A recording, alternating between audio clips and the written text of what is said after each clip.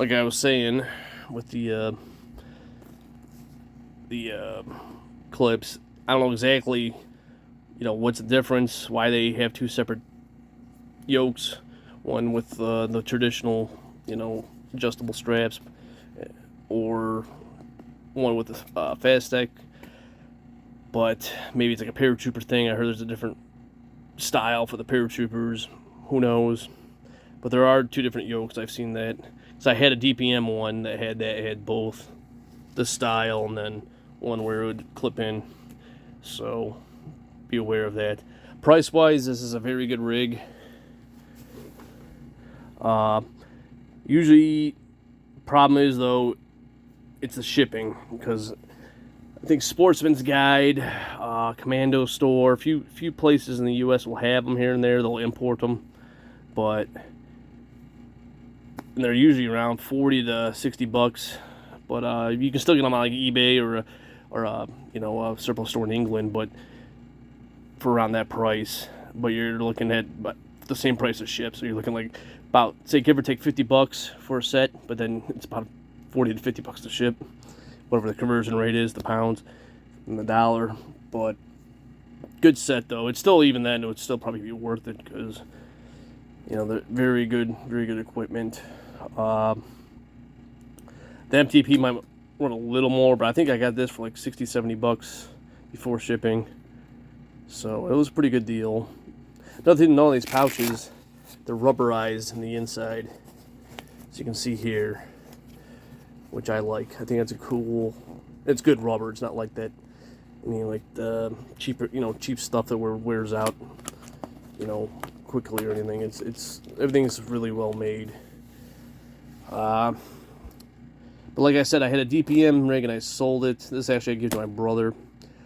I really like the ammunition pouches. You can get 3 mags in each pouch, so you get about 12 mags total.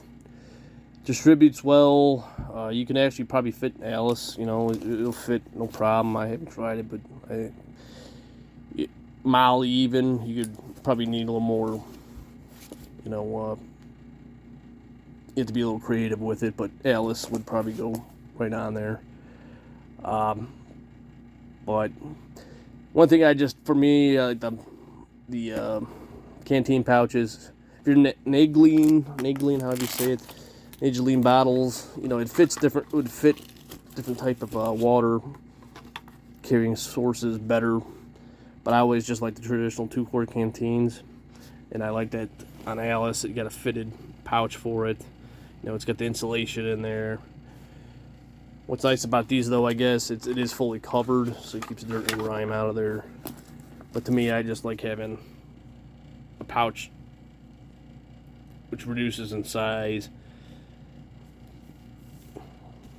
That's pretty specific, if that makes sense. Another thing I forgot to mention too is on these pouches, you see these little tabs here. Each pouch has them down in here. And the reason for that is that a lot of guys you run a bungee cord across it. It helps contain it. And how it rides is usually real low. And you have a hippo pad, a lot of you guys, and it'll attach it with the belt. And you can see here it's got the mesh for it to breathe. These are very, very well done. I mean, you see the shape, it forms very well, and it rides around your waist. A lot of guys, they'll have them ride real low. It's very comfortable, but that bungee cord would keep it from bouncing, keep everything secure and tight. That makes sense.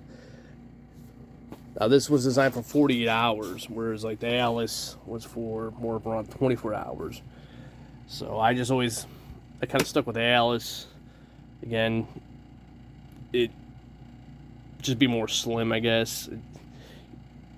Pretty much, and more different pouches for a specific thing, where it's like you only have pretty much this, and there are like a sheath for like a bayonet, things like that. And I mean, it's more of, I guess, I was just brought up, being a Yank, I was brought up with the Alice, so if you're, a Royal Marine or soldier, you're gonna be brought up with this, so you probably will gonna be familiar and set in your ways, kind of thing. But I mean, it's to each his own.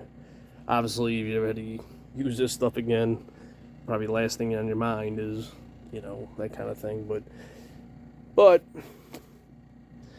that being said, it's a very good piece of equipment. If you like belt kit, it is it's the Cadillac in terms of comfort and, you know, weight distribution. You'll be able to carry a lot of stuff proficiently without, you know, destroying your back. The hippo pad, very good design. The early ones, I think they're like a big rectangle, like the DPMs, and later on you could get these in DPM, and then they, you know, obviously went to the MTP pattern. There are other brands, I guess, in the British military, or the UK. You can, there's like JJ's, I think Osprey, a couple other places. They make like fixed kits where it's like all sewn in one piece. So a lot of custom stuff. I guess they allow that, which is kind of nice. So, one other thing, I get personal preference thing. This is actually not that bad. But like what I like about like Alice, it's just, or you know, the Y or the H suspenders, they're just two straps. Here you got the whole piece on your back, and it does have mesh so you can breathe and everything, you know, sweat. But it always kind of drives me nuts. But this is probably it's not that big, you know, so it's not that bad. Whereas like other systems like the Eagle Industries, they got the H harness, LBE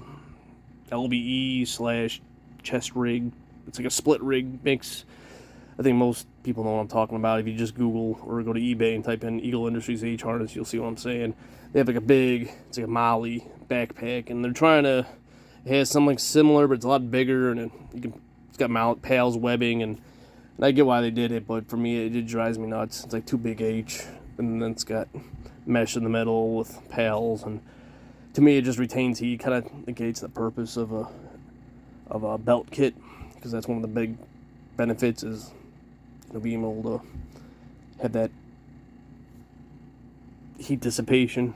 So, but this really ain't too bad. It's probably just right for if you're gonna go with that kind of a setup. But one weakness, I guess, the belt. It's the Nexus buckle, but a lot of guys, I guess, say, I've read the Brits soldiers, and even on Wikipedia they said that a lot of them would replace them with like roll pins or other type of, you know, buckles. And it's very similar to the LC3 and the ALS, but I have to say that this one is not as flexible. Like, it seems like it doesn't have much rubber, I guess. Not as pliable. So usually that, I would think, it would make it a little more brittle if it doesn't, you know, flex as much. But I don't think it'd be that big of a deal. But like I said, a lot of guys would replace them. But besides that, you know, it seems to be rugged gear. I mean, you see the whole DPM stuff, it's all faded. It's been used, you know, through the 90s into the 2000s, you know, OIF and Afghanistan. So it's tried and true and all that. So, but it's good stuff if you're looking for a belt kit, especially if you're looking to carry a lot of stuff where Alice or similar systems won't cut it. Might be something to look into. So, thanks for watching. Any questions or comments, you know, leave below. And all the Geardos, you know, have a good one.